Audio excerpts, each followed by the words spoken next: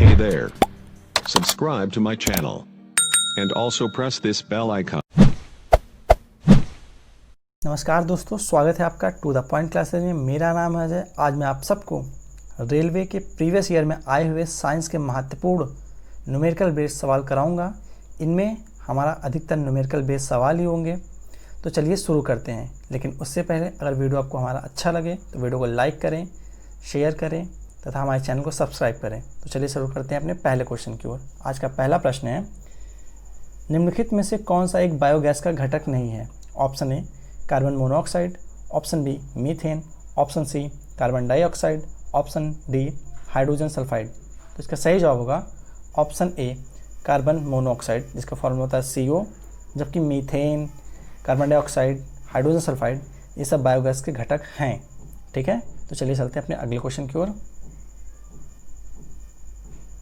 पहला प्रश्न है, यदि एक वस्तु का संवेग 3 गुना कर दिया जाए तो इसकी गतिज ऊर्जा में क्या परिवर्तन होगा? ऑप्शन ए मूल मान का 6 गुना हो जाएगा, ऑप्शन बी मूल मान का 3 गुना हो जाएगा, ऑप्शन सी मूल मान का 9 गुना हो जाएगा, ऑप्शन डी अपरिवर्तित रहेगा। तो इसको सॉल्व करने के लिए सबसे पहले हमको संवेग और गतिज ऊर्जा में संबंध स्थापित करना होगा, तथा इसका फॉर्मूला पता होना चाहिए। तो हमारा होता है काइनेटिक एनर्जी KE बराबर होता है संवेग P²/2m। ये हमारा फार्मूला होता है, इसे आपको याद करना पड़ेगा। तो हम इसमें क्या करते हैं, काइनेटिक एनर्जी बराबर P के स्थान पर हम 3 रख देंगे तो हो जाएगा 9/2m, अर्थात काइनेटिक एनर्जी हमारी 9 गुना हो जाएगा। तो इसका सही जवाब होगा ऑप्शन सी, मूल मान का 9 गुना हो जाएगा। चलते अपने अगले क्वेश्चन की ओर। आज का अगला प्रश्न है, वे अम्ल जिनमें हाइड्रोजन के साथ ऑक्सीजन के अतिरिक्त, ऑक्सीजन जिसमें ना हो, ऑक्सीजन के अतिरिक्त अन्य आधात्विक तत्व होते हैं कहलाते हैं? ऑप्शन ए तनु अम्ल, ऑप्शन बी आपको देखने के लिए यहाँ जाना पड़ेगा, दुर्बल अम्ल, ऑप्शन सी सबल अम्ल, ऑप्शन डी हाइड्राक्सिड अनैक्सी अम्ल। तो इसका सही जवाब होगा, जिसमें ऑक्सीजन ना हो तो इसका सही जवाब होगा ऑप्शन डी अनैक्सी अम्ल, जिसमें ऑक्सीजन नहीं है। चलते अपने अगले क्वेश्चन की ओर। आज का अगला प्रश्न है, एक लंबवत फेंकी गई गेंद 10 सेकंड बाद पृथ्वी पर लौट आती है। फेंके जाने की गति बताइए। जी का मान 10 मीटर पर सेकंड स्क्वायर है। तो इसके लिए हमको एक फार्मूला पता होना चाहिए।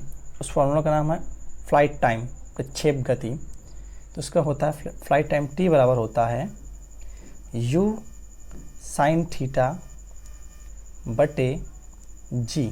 ठीक है, यहाँ हमको क्या क्या दिया है, U का मान हमको पता करना है। ठीक है, साइन थीटा का मान ऊपर जब फेंक रहे हैं वर्टिकली तो 90 डिग्री होगा, साइन थीटा 91 होता है। तो T का मान 10 सेकंड है और G का मान यहाँ पे 10 दिया है। तो जब फॉर्मूला रखेंगे U बराबर हो जाएगा हमारा T × G, अर्थात 10 × 10 बटे साइन थीटा 91 हो जाएगा। तो इसका सही जवाब हो जाएगा 100 मीटर प्रति सेकंड। ठीक है, तो इसका सी ऑप्शन सही हो जाएगा। चलते अपने अगले क्वेश्चन की ओर। आज का अगला प्रश्न है, हिस्सा सांस लेने को नियंत्रित करता है? ऑप्शन ए अनुमस्तिष्क, ऑप्शन बी मस्तिष्क का अगला भाग, ऑप्शन सी मज्जा जिसे मेडुला भी कहते हैं, ऑप्शन डी मस्तिष्क का मध्य भाग। तो इसका सही जवाब होगा ऑप्शन सी मज्जा जिसे मेडुला भी कहते हैं। मेडुला ये हमारे पश्च मस्तिष्क का भाग होता है। इससे हृदय की धड़कन, सांस की गति व रक्तचाप को नियंत्रित करता है। चलते हैं अपने अगले क्वेश्चन की ओर। प्रबल अम्ल के संबंध में निम्नलिखित में से कौन सा कथन गलत है? यहाँ आपको देखना है गलत है बताना है, सही है नहीं बताना है। ठीक है, तो पहला ऑप्शन पढ़ते हैं, अम्ल व रासायनिक पदार्थ होते हैं जिनमें स्वाद नमकीन होता है। तो देखिए गलत होगा, क्योंकि अम्ल का स्वाद जो होता है वो खट्टा होता है, जबकि बेस का स्वाद जो होता है अर्थात क्षार का स्वाद वो कड़वा होता है। अगला ऑप्शन भी पढ़ लेते हैं। अगला ऑप्शन है, हाइड्रोक्लोरिक अम्ल, सल्फ्यूरिक अम्ल और नाइट्रिक अम्ल प्रबल एसिड है। ये सही है। ठीक है, और सभी खनिज अम्ल प्रबल अम्ल होते हैं। ये भी सही है। ठीक है, और चौथा ऑप्शन है, प्रबल अम्ल अन्य पदार्थ जैसे धातु कार्बोनेट और धातु हाइड्रोजन कार्बोनेट के साथ बहुत तेज़ी से अभिक्रिया करते हैं। तो इसमें सी और option B, option C, option D सही है, जबकि ऑप्शन ए हमारा सही नहीं होगा, क्योंकि अम्ल का स्वाद नमकीन नहीं होता है, अम्ल के साथ खट्टा होता है। चलते हैं अपने अगले क्वेश्चन की ओर। आज का अगला प्रश्न है, दोनों वस्तुओं के मध्य का वह बल हमेशा बराबर और विपरीत होता है, यह विचार न्यूटन के किस नियम से दिया गया है? ऑप्शन ए गति का तीसरा नियम, ऑप्शन बी गति का प्रथम नियम तथा दूसरा नियम, ऑप्शन सी गति का दूसरा नियम, ऑप्शन डी गति का प्रथम नियम। तो इसका सही जवाब होगा ऑप्शन ए गति का तीसरा नियम, जिसे क्रिया प्रतिक्रिया का नियम कहते हैं। इसके अंतर्गत जब हम किसी वस्तु पर जितनी मात्रा में बल लगाते हैं तो वस्तु उतना ही अपने अपोजिट डायरेक्शन में सेम मात्रा में बल लगाता है। चलते अपने अगले क्वेश्चन की ओर। आज का अगला प्रश्न है, प्लस और Cl माइनस के संयुक्त होने पर बनने वाला यौगिक क्या कहलाता है? तो आपको बताना है option A argon chlorate, option B silver chlorate, option C argon chloride, option D silver chloride. देखिए क्या होता है, जब Ag प्लस Cl माइनस जब मिलते हैं तो बनता है क्या, AgCl, जिसे हम लोग कहते हैं सिल्वर क्लोराइड। ऑप्शन डी सही होगा। चलते अपने अगले क्वेश्चन की ओर। आज का अगला प्रश्न है, जब खाली स्थान की अधिक मात्रा का सेवन किया जाता है, अर्थात किस चीज़ का अधिक मात्रा में सेवन किया जाता है, तो यह चयापचयी, यहाँ पे अपचयी होना चाहिए था, अपचयी प्रक्रिया को धीमा कर देता है और केंद्रीय तंत्रिका तंत्र की अवनति करता है। तो इसका option A butanol, option B methane, option C propanol, जबकि ऑप्शन डी यहाँ पे था क्या था, एथेनॉल। तो आपको बताना है क्या पीने से हमारी जो है अपचयी प्रक्रिया धीमा कर देता है। तो इसका सही जवाब होगा ऑप्शन डी, जिसे हम अल्कोहल भी कहते हैं। इसको ज़्यादा मात्रा में पीने से हमारी जो तंत्रिका तंत्र की है अवनति कर देता है, तथा जो ऑप्शन बी है मेथेनॉल, ये हमारी जहरीली शराब कहलाती है तथा इसको पीने से आदमियों की मृत्यु भी हो जाती है। चलते अपने अगले क्वेश्चन की ओर। आज का अगला प्रश्न है, कथन गलत है, आपको इसमें बताना है कि इसमें कौन सा कथन गलत है। ठीक है,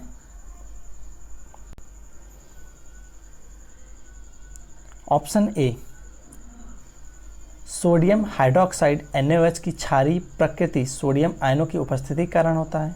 देखिए पहला ही ऑप्शन गलत है। कैसे गलत है? जो सोडियम हाइड्रोक्साइड है NaOH की क्षारीय प्रकृति जो होती है, अर्थात वो सोडियम आयन की वजह से नहीं होता है, वो OH आयन की वजह से होता है। तो अर्थात पहला ही ऑप्शन हमारा गलत है। अगला पढ़ लेते हैं, गैर मेटालिक ऑक्साइड प्रकृति में अम्लीय होते हैं। सही बात है। जो हमारा अधातु होते हैं उनकी ऑक्साइड प्रकृति अम्लीय होता है, जबकि धातुओं की ऑक्साइड प्रकृति क्षारीय होती है। अगला क्वेश्चन, अगला ऑप्शन क्या है, नींबू में साइट्रिक अम्ल होता है, ये भी सही है। चलते हैं अपने अगले क्वेश्चन की ओर। आज का अगला प्रश्न है, निम्नलिखित का सही मिलान कीजिए। ठीक है, इसमें हमको बताना है कौन सा किसका सही मिलान होगा। तो हम पहले देखते हैं, नीचे चौथा से देखते हैं। ठीक है, 1 हार्स पावर बराबर होता है 746 वॉट, सही है इसका। ठीक है, इसका 4 का डी से मिलेगा। और 1 किलो वाट बराबर होता है 1000 वाट, 3 का सी से मिलेगा। और किलो वाट बराबर होता है 3 × 6 × 10 की पावर 6 जूल। ठीक है, ये वाला सही है, जबकि 1 वाट दिया है इसमें नैनोमीटर के बराबर होता है, ये हमारा ऑप्शन नहीं सही होगा, ये अर्थात ये गलत है। चलते हैं अपने अगले क्वेश्चन की ओर। आज का अगला प्रश्न है, एक स्थायी सरल ऊतक नहीं है, आपको इसमें नहीं बताना है। Option A xylem, option B sclerenchyma, option C collenchyma, option D parenchyma. तो आपको पहले पता होना चाहिए जटिल ऊतक और सरल ऊतक कौन कौन से होते हैं। तो जो जटिल ऊतक होते हैं वो हमारे होते हैं जाइलम और फ्लोएम, जो होते हैं वो हमारे जटिल ऊतक होते हैं। इस प्रकार ये हमारा ऑप्शन ए सही हो गया इसके लिए। लेकिन जो सरल ऊतक भी होते हैं, सरल ऊतक में हमारा आता है सेक्लेनकाइमा, कोलेनकाइमा, पैरेनकाइमा, ये हमारे सरल ऊतक होते हैं। जबकि जो जटिल ऊतक होते हैं जाइलम और फ्लोएम, वो हमारे जटिल ऊतक होते हैं। चलते हैं अपने अगले क्वेश्चन की ओर। आज का अगला प्रश्न है,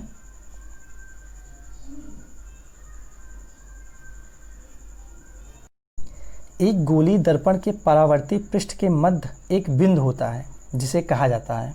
ऑप्शन ए त्रिज्या कहा जाता है, option B focus, option C द्वारक, ऑप्शन डी ध्रुव या पोल।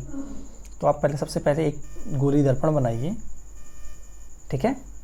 तो इसके जो मध्य बिंदु होता है ये पॉइंट, इसे हम लोग पोल कहते हैं, ठीक है। तो इसका सही ऑप्शन होगा ऑप्शन डी, इसे पोल कहते हैं। चलते हैं अपने अगले क्वेश्चन की ओर। आज का अगला प्रश्न है, एक तत्व A फॉर्मूला A3O4 के साथ ऑक्साइड बनाता है, तो तत्व A की संयोजकता क्या होगी? तो सबसे पहले हमको ये पता होना चाहिए, जो होता है इसका अपोजिट होता है, ठीक है। कैसे अपोजिट होता है? जो ऐसे इसका फॉर्मूला ऐसे होता है A4, ठीक है, O3, ठीक है, फिर इसका क्रॉस मल्टीप्लिकेशन होता है यहाँ पे, तो इसका बनता है ये हमारा, कैसे बनता है, ये बन जाएगा हमारा A3O4। लेकिन यहाँ पे पूछा है कि इसकी एक संयोजकता बतानी है, तो हमारे जो एक की संयोजकता होती है वो होता है हमारा 4, लेकिन वो जब कन्वर्ट होता है तो 4 जो ऑक्सीजन के पास चला जाता है और 3 जो है ए के पास चला जाता है, ठीक है। तो चलिए चलते हैं अपने अगले क्वेश्चन की ओर। इसका सही ऑप्शन ए होगा 4, ठीक है। आज का अगला प्रश्न है, निम्नलिखित में से कौन सा एक कथन त्रुटिपूर्ण है? आपको इसमें त्रुटिपूर्ण बताना है। ऑप्शन ए, ब्लीचिंग पाउडर एक फीका पीला पाउडर होता है, ठीक है, ये ऑप्शन सही है हमारा, ये सही है। और ऑप्शन हम थर्ड पढ़ लेते हैं पहले, वर्षा का जल pH मान 7 होता है, ये भी सही है। ऑप्शन 4 पढ़ लेते हैं, अम्ल वर्षा का pH मान 5.6 के करीब होता है, ये भी सही है। अब आते हैं ऑप्शन सेकंड की ओर, जो कि हमारा गलत है। कैसे गलत है? सूखा NH3 अर्थात अमोनिया गैस का लाल लिटमस को नीला रंग में बदल देता है, ये गलत है, क्योंकि जो लिटमस पेपर होता है वो किसी सूखे चीज़ से रिएक्शन नहीं करता है, वो किसी लिक्विड के साथ रिएक्शन करता है। तो इसमें हमारा सूखा NH3 दिया है, तो इसे इसके साथ रिएक्शन करेगा ही नहीं, अर्थात लाल लिटमस जो होगा वो लाल ही रहेगा। तो चलते हैं अपने अगले क्वेश्चन की ओर। आज का अगला प्रश्न है, संक्रमण तत्वों के लिए निम्न में से कौन सा कथन सर्वाधिक उपयुक्त है? ऑप्शन ए, इनके बाह्यतम कोषों में 2 अपूर्ण होते हैं, इनके 2 बाह्यतम कोण अपूर्ण होते हैं। ऑप्शन बी और सी देख लेते हैं, इनके बाह्यतम कोष में 8 इलेक्ट्रॉन होते हैं, इनके बाह्यतम कोष अपूर्ण होते हैं। तो इसका सही जवाब होगा ऑप्शन ए, इनके बाह्यतम कोषों में 2 अपूर्ण होते हैं। जो हमारा संक्रमण तत्व होते हैं वो हमारे डी ब्लॉक के होते हैं, ठीक है। चलते हैं अपने अगले क्वेश्चन की ओर। आज का अगला प्रश्न है, पीतल निम्न से किससे बनी एक मिश्र धातु है? ठीक है। ऑप्शन ए तांबा और टिन, ऑप्शन बी तांबा लोहा, ऑप्शन सी तांबा जस्ता, ऑप्शन डी तांबा एल्युमिनियम। तो देखिए 2 हमारे ज़्यादा इंपॉर्टेंट होते हैं तथा 2 कन्फ्यूजन भी होता है। कौन कौन से? एक तो पीतल होता है, ठीक है, और एक होता है कांसा, ठीक है। इन्हीं दोनों में हमारा कन्फ्यूजन होता है, ठीक है। दोनों में क्या होता है? कॉपर होता है, दोनों में कॉमन होता है कॉपर, प्लस जो कांसा होता है उसे हम ब्रॉन्ज कहते हैं, ठीक है। याद करने का तरीका आपको बता रहे हैं। ब्रॉन्ज में हमारा जेड आता है, ठीक है, जेड से हम लोग याद कर लेते हैं। इसमें हमारा जिंक नहीं होगा, ठीक है। इसमें क्या होता है? हमारा टिन होता है, ठीक है, Sn। और जबकि पीतल जो होता है उसमें हमारा जिंक होता है, ठीक है। तो इसका सही ऑप्शन होगा ऑप्शन सी, तांबा और जस्ता जो होता है पीतल में होता है, जबकि कांसा जो होता है कॉपर और टिन होता है, ठीक है। चलते हैं अपने अगले क्वेश्चन की ओर। आज का अगला प्रश्न है, हमको इसका सही मिलान करना है। ऑप्शन ए जो है कार्य, option B battery, option C शक्ति, ऑप्शन 4 माइक्रोफोन। तुमको मिलाना है। जो कार्य होता है उसकी यूनिट होती है हमारी जूल, अर्थात ए का डी हो जाएगा। और बैटरी जो होती है हमारी रासायनिक ऊर्जा को विद्युत ऊर्जा में कन्वर्ट करती है, ठीक है। ऑप्शन सी देख लेते हैं, शक्ति जो होती है उसकी यूनिट भी होती है हमारा किलोवाट घंटा होती है, ठीक है। तीसरे का सी हो जाएगा। जबकि माइक्रोफोन जो होता है हमारा क्या करता है? ध्वनि ऊर्जा को विद्युत ऊर्जा में परिवर्तित करता है। चलते हैं अपने अगले क्वेश्चन की ओर। आज का अगला प्रश्न है, ये हमारा इंग्लिश में भी दिया है, आप इसको इंग्लिश में पढ़ सकते हैं, ठीक है। चलते हैं अपने अगले क्वेश्चन की ओर। आज का अगला प्रश्न है,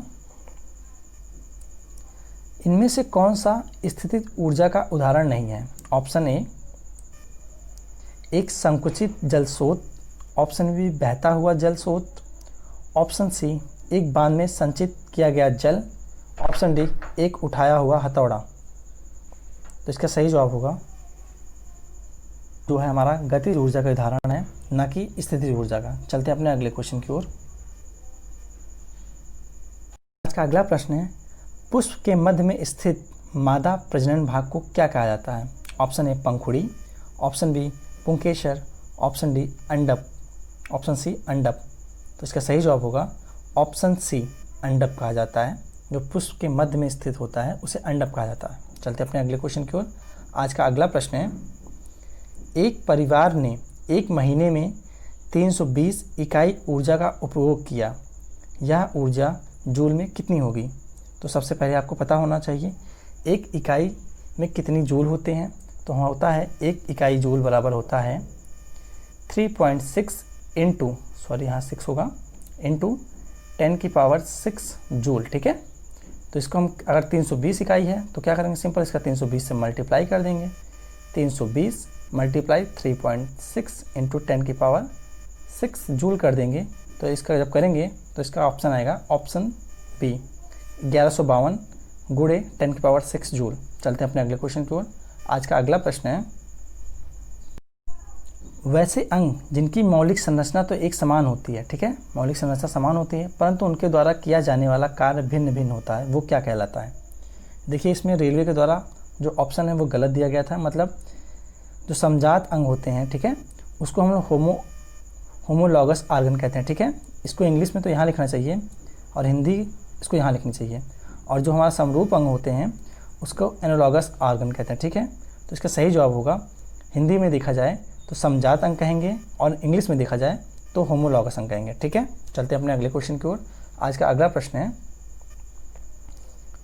डीएनए का एक खंड जो कि एक प्रोटीन की जानकारी प्रदान करता है उसे क्या कहा जाता है? Option A gene, option B लैन काय, ऑप्शन सी गुणसूत्र। तो इसका सही जवाब होगा, इसे कहा जाता है जीन। सही है, इसे कहा जाता है जीन। ठीक है, ऑप्शन ए सही होगा। चलते हैं अपने अगले क्वेश्चन की ओर। आज का अगला प्रश्न है, ऊर्जा उत्पादन के दौरान ग्लूकोज का पाइरूवेट में विघटन कहाँ होता है? ऑप्शन ए कोशिका द्रव में, ऑप्शन बी माइटोकॉन्ड्रिया में, ऑप्शन सी केंद्रक में। तो इसका सही जवाब होगा ऑप्शन ए कोशिका द्रव में क्या होता है, ग्लूकोज का पाइरूवेट में विघटन होता है। चलते हैं अपने अगले क्वेश्चन की ओर। आज का अगला प्रश्न है, असंतुलित रासायनिक समीकरण को क्या कहा जाता है? तो आपको पता होना चाहिए संतुलित और असंतुलित रासायनिक अभिक्रिया क्या होती है। तो पहले हम लोग देख लेते हैं असंतुलित अभिक्रिया। जैसे क्या है, यहाँ पे नाइट्रोजन 2 है, ठीक है, प्लस हाइड्रोजन है, ठीक है, जब इसकी अभिक्रिया होगी तो बनता है हमारा NH3। ठीक है, तो यहाँ पे क्या है, यहाँ पे हमारा नाइट्रोजन 2 है जबकि यहाँ नाइट्रोजन 1 है। ठीक है, यहाँ पे हाइड्रोजन 2 है तब यहाँ पे हाइड्रोजन 3 है। तो ये हमारा असंतुलित अभिक्रिया कहलाता है। इसको हम लोग हिंदी में कंकाल रासायनिक अभिक्रिया या समीकरण भी कहते हैं। जो हमारा ऑप्शन ए होगा वो सही होगा। जब देख लेते हैं थोड़ा, संतुलित अभिक्रिया किसे कहते हैं? अगर इसी में हम लोग यहाँ पर 2 का मल्टीप्लाई कर दें, ठीक है, तो हमारा दो नाइट्रोजन हो जाएगा, लेकिन जो हाइड्रोजन होगा वो 6 हो जाएगा। तो इसको संतुलित करने के लिए यहाँ पे हम लोग 3 का मल्टीप्लाई कर देंगे। ठीक है, यहाँ पे हमारा 6 हाइड्रोजन हो जाएगा, 2 नाइट्रोजन, यहाँ 2 नाइट्रोजन, 6 हाइड्रोजन। ये हमारी अब कहलाएगी संतुलित अभिक्रिया। चलते हैं अपने अगले क्वेश्चन की ओर। आज का अगला प्रश्न है, हमको बताना है 1.2 सेंटीमीटर ऊंचाई की एक वस्तु दर्पण से 60 सेंटीमीटर की दूरी पर वास्तविक प्रतिबिंब पाने के लिए 20 सेंटीमीटर फोकसीकरण के एक अवतल दर्पण से 30 सेंटीमीटर पहले रखी हुई है। प्राप्त प्रतिबिंब की ऊंचाई क्या है? तो इसमें आपको बताना है इसकी जो प्रतिबिंब है उसकी ऊंचाई क्या होगी। ठीक है, तो इसके लिए एक फॉर्मूला होता है, आवर्धन m बराबर होता है हमारा, ठीक है, V/U बराबर L1/L2। ठीक है, जिसमें क्या V क्या है, ये होता है हमारा पोल से प्रतिबिंब की दूरी होती है। ठीक है, और U क्या होती है, वस्तु की दूरी होती है। ठीक है, और जो L1 होता है हमारी प्रतिबिंब की ऊंचाई या लंबाई होती है, और जो L2 होती है यही वस्तु की लंबाई होती है। तो इसमें हमारा क्या क्या दिया है पहले वो देख लेते हैं। ठीक है, हमको इसमें निकालना क्या है, इसमें हमको निकालना है L1 अर्थात वस्तु की लंबाई निकालनी है। ठीक है, हमको दिया क्या है, V1 दिया है, V दिया है सॉरी 60 सेंटीमीटर, U दिया है हमारा 30 सेंटीमीटर, और F फोकस दिया है जो इसका हमारा काम नहीं है, 20 सेंटीमीटर दिया है जो फालतू में दिया है, और हमको L2 दिया है 1.2 सेंटीमीटर। इन्हीं को हम लोग फॉर्मूले में पुट करते हैं। तो m बराबर हम लोग लिखेंगे v1 अर्थात 60 बटे u1 u जिसका 30 मान दिया, ठीक है, बराबर हमको निकालना क्या है, L1 निकालना है, तो यहाँ पे x मान लेते हैं उसको, और जबकि L2 दिया है 1.2, ठीक है। जब इसको सॉल्व करेंगे तो हमारा आएगा m बराबर आएगा 2.4 सेंटीमीटर, ठीक है। कितना आएगा ऑप्शन हमारा क्या आएगा, m बराबर आएगा 2.4 सेंटीमीटर, ठीक है। लेकिन इसको ऑप्शन देखिए, आपको मिलेगा ऑप्शन ए क्या है 2.4 सेंटीमीटर, ऑप्शन बी जो है -2.4 सेंटीमीटर है, और ऑप्शन सी जो है -3.6 सेंटीमीटर है। तो इसके लिए आपको क्या करना पड़ेगा, ग्राफ बनाना पड़ेगा। कैसा ग्राफ देखते हैं हम लोग। पहले एक लाइन बनाते हैं, यहाँ पे एक दर्पण रखते हैं, ठीक है, ओके। यहाँ से पोल दिया है आपको, फोकस दूरी जो है 20 सेंटीमीटर दिया है, ठीक है। और इसका जो होगा हमारा क्या होगा, वक्रता त्रिज्या जो होगी, वक्रता की त्रिज्या जो होगी इसकी 40 सेंटीमीटर, ठीक है। और जो वस्तु हमारी रखी गई है वो कितनी रखी है, 30, अर्थात इन दोनों के बीच में रखा जाएगा, ठीक है।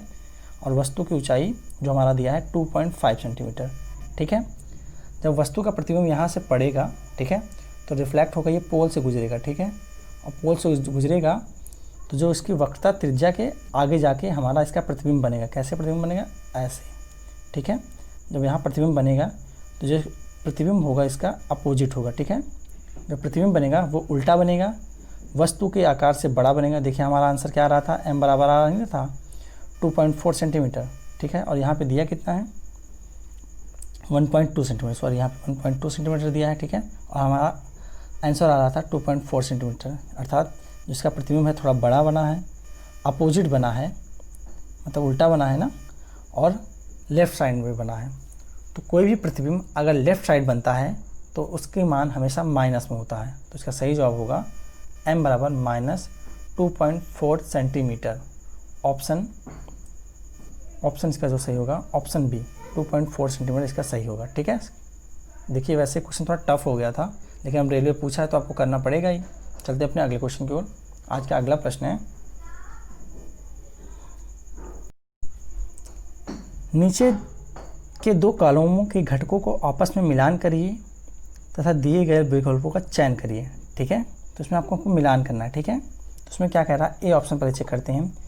तत्व जो निश्चित अनुपात में मिश्रित होते हैं उन्हें क्या कहा जाता है। तो इसका सही जवाब होगा ऑप्शन थर्ड। इसको थर्ड से मिलाते हैं। तत्व जो निश्चित अनुपात में मिश्रित होते हैं उन्हें स्थिर अनुपात का नियम कहा जाता है, ठीक है। ऑप्शन बी चेक करते हैं। परमाणु विखंडित नहीं हो सकता, ये किसका सिद्धांत था, ये डाल्टन का सिद्धांत था। इसको ए से मिलाते हैं। ऑप्शन सी मिलाते हैं। सल्फेट और ऑक्सलेट आयन ऋणात्मक होते हैं जबकि मैग्नीशियम और इसका चौथे से मिलाएंगे अमोनियम आयन धनात्मक होते हैं। तो सी का चौथे से हो गया, ठीक है। ऑप्शन डी देखते हैं। किसी तत्व के ग्राम परमाणु द्रव्यमान और किसी यौगिक के ग्राम अणु द्रव्यमान, इसका बी जब बी मिलाएंगे परमाणुओं और अणुओं की संख्या समान होती है, ठीक है। तो इसका सही हो जाएगा ए का हमारा हो जाएगा तीसरा, बी का हो जाएगा पहला, सी का हो जाएगा चौथा और डी का हो जाएगा हमारा दूसरा, ठीक है। चलते हैं अपने अगले क्वेश्चन की ओर। आज का अगला प्रश्न है, विरंजक चूर्ण को जल में मिश्रित करने पर कौन सी गैस निष्कासित होती है। तो आपको पता होना चाहिए विरंजक चूर्ण कहते किसे हैं। विरंजक चूर्ण हम लोग कहते हैं ब्लीचिंग पाउडर को, ठीक है। अगर उसको हम वाटर के साथ मिलाएंगे तो कौन सी गैस निकलेगी, आपको ये बताना, ठीक है। तो पहले हम लोग रिएक्शन देखते हैं। CaOCl2 ये हमारा ब्लीचिंग पाउडर का फॉर्मूला होता है। जब इसको वाटर के साथ मिलाएंगे तो हमारा बनता है क्या, CaOH का whole twice plus Cl2 gas release होती है, ठीक है। तो इसे हम लोग कहते हैं कैल्शियम हाइड्रोक्साइड। यहाँ से हमारे क्लोरीन गैस निकलती है। तो इसका सही ऑप्शन क्या होगा, ऑप्शन ए, क्लोरीन गैस बाहर निकलती है। चलते हैं अपने अगले क्वेश्चन की ओर। आज का अगला प्रश्न है, पृथ्वी की सतह पर गुरुत्वाकर्षण के कारण त्वरण का मान क्या होता है। तो सिंपल सा क्वेश्चन है, आपको बस इसमें आपको यह ध्यान रखना है कि इसकी यूनिट आपको सही करना है। ऑप्शन ए क्या है, 9.8 मीटर प्रति वर्ग सेंटीमीटर, सॉरी 9.8 मीटर प्रति वर्ग सेकेंड, जो हमारा यही सही ही होगा। 9.8 मीटर पर सेकेंड स्क्वायर होता है, ठीक है। अगला भी पढ़ लेते हैं, 10.8 मीटर प्रति वर्ग सेकेंड, ये हमारा गलत होगा, सी भी गलत होगा, ठीक है। कहीं कहीं इसका मान 10 मीटर प्रति सेकेंड भी होता है, वो भी सही माना जाता है, ठीक है।